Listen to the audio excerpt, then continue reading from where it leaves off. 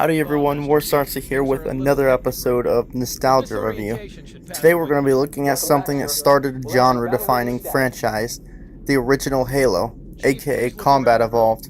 We're going to be looking at the PC version as that's the one I grew up with, including the custom edition. I started off with Halo back in the day with a Halo Combat Evolved demo, which that's right, there was a demo for both the PC and the original Xbox. The Xbox, of course, got an Xbox Magazine demo, because that was back when they got those, and the PC got a downloadable demo. I remember I had so much fun with the demo. I never really did much with the campaign, which took place on the level of the Silent Cartographer, but I did still have some fun playing with it, especially with a cutscene you would get upon completing it. Remember this? So, you beat the Halo demo. Not bad, soldier, not bad at all. But are you ready to take the next step? In the full version of Halo, you'll find additional vehicles like tanks, plasma turrets, and aircraft. Powerful new human and alien weapons. A single-player campaign spanning 10 massive indoor and outdoor environments. And support for intense multiplayer battles with up to 16 of your friends. Or enemies. All that wrapped up in an epic sci-fi story that's so freaky! Whoa! It makes me shake just thinking about it. Halo, Combat Evolved. Buy one. Heck, buy two. That's an order, soldier.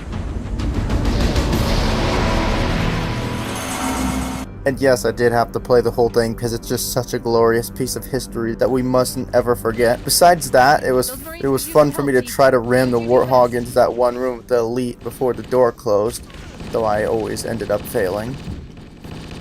Moving on to the multiplayer side of it, there was only the map Blood Gulch, which was the best one in my opinion, with limited vehicles. However, back when I played it, I ended up in modded servers that had full version vehicles in it like Ghosts and Banshees.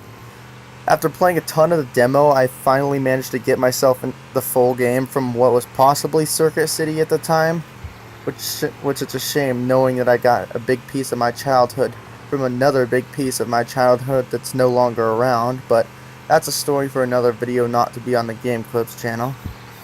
Getting back to Halo, I had a lot of fun with it. I'll admit that I never actually ended up completing the campaign back in the day. It wasn't completely because I couldn't, it was just I spent so much damn time on the multiplayer. Like, for the longest of time, it was literally the only game I play, and I spent all day on multiplayer servers. I met some great people in them too. One of them I even still remember the name of, Young Smoke, who took me through multiple multiplayer levels and taught me many of the Halo glitches that I know today. More specifically, out-of-map glitches. Fun fact, before I went by the name Warstarcy, I went by Rollo, with 2 L's, which I got from Halo. I just encountered a random player and for some reason I just decided to absorb their name as my own, and it stuck all the way into Halo 2 even. A few years later, I eventually did end up completing the campaign, and it was fun. From the moment you stepped out of the pod and ran through the Pillar of Autumn, to the moment you crash landed on Halo, which, speaking of which, back when I was little and that game first came out, and I saw the demo stands in stores back when it came out, it was a one game store. It was like Game Crazy that was attached to Hollywood Videos. They had stands there, and they had Halo. Can you hear me? And it was, if I remember correctly, it was it was on the Halo level, and the beginning of that scared me because maybe it was a TV they had on it or something. But just standing there, like just right off the bat, the line of all those dead Marines and stuff, while the Covenant were outside, and it was like dark in the place.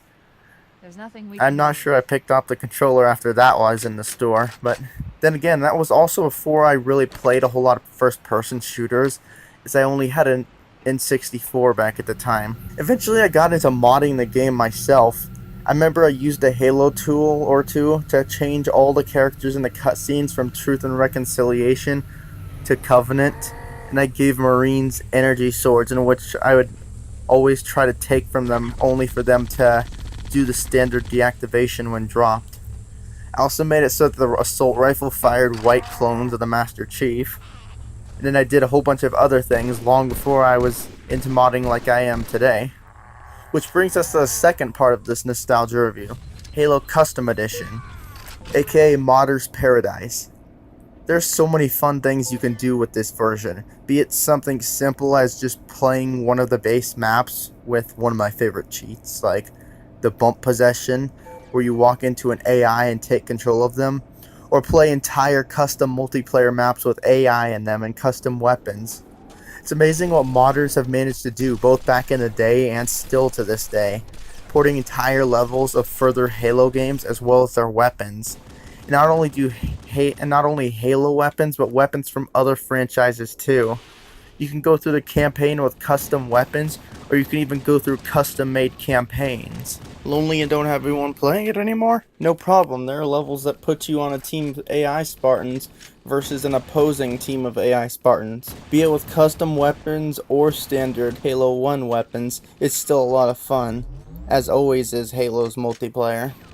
Or you can play maps where it's you versus the Flood, or the Covenant, or a free-for-all with all three of you. Which brings us to the review part. How well is this game aged?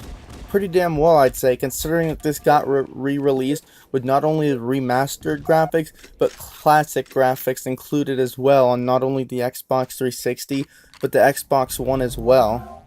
And even without widescreen, this game still looks pretty damn good. This was an impressive looking game at the time, both on the Xbox and the PC.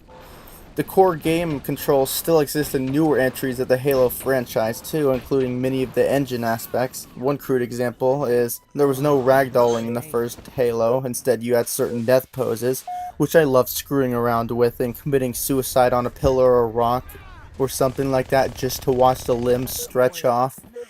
While Halo 2 introduced ragdolling, these set poses could still trigger in Halo 2 and even Halo 3. The base multiplayer game holds up as well. The only difference between it and newer Halos is that this one doesn't have dual wielding or equipment, which is perfectly okay as this was the vanilla Halo, and vanilla is my favorite flavor. Well, for ice cream, and just about everything else.